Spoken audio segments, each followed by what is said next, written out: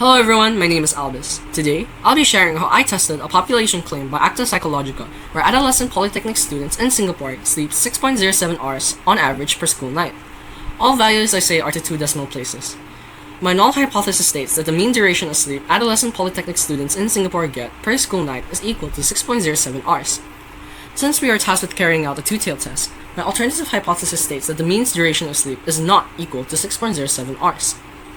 For my sampling method, I created an online Microsoft form and sent it to different polytechnic forums in Singapore via Reddit.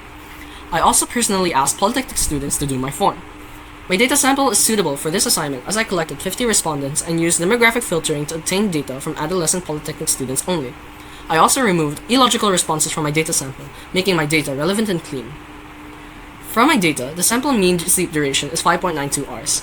The sample mean represents the average sleep duration of the students in my dataset. To get this, I first imported the responses into Excel using officeforms.table, which automatically gets the sleep duration data column from my Microsoft form.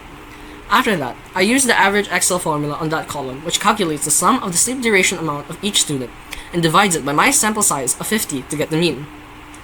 The sample standard deviation, which measures how spread out the sleep durations are around the sample mean, is calculated to be 1.26 hours. I use the standard deviation.s formula because my dataset is a sample rather than the entire population. Excel then calculates this by taking each value minus the sample mean, squaring the difference, summing all the squared differences, dividing it by my sample size minus 1, and taking the square root of the result. The population standard deviation, which was provided by the source, is 1.38 hours. The formula of population standard deviation is similar to sample standard deviation, except that it uses population mean instead of sample mean, and divides the sum of the squared differences by population size instead of sample size minus 1. I calculated the z-test statistic to be minus 0.78 in Excel using this formula. Essentially, this formula finds the z-test statistic by subtracting the population mean, G3, from the sample mean, G4, and dividing the result by the population standard deviation, G6, over the square root of the sample size, G2.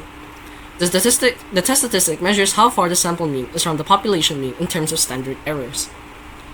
My two-tailed p-value is 0.44 and was calculated in Excel using this formula. Norm.s.this Excel formula obtains the standard normal distribution where ABS obtains the absolute of the z-test statistic, G8, to consider for a two-tailed test. I set the last argument to true so that Excel returns the cumulative probability up to the z-value. This p-value gives the probability of observing a result as extreme as the sample mean if the null hypothesis is true. Specifically, since the two-tailed test considers extreme results in both the positive and negative directions, we use this 2 times 1 minus formula. We are essentially multiplying the original one-tailed formula by 2 to account for the other symmetrical extreme region in the lower tail.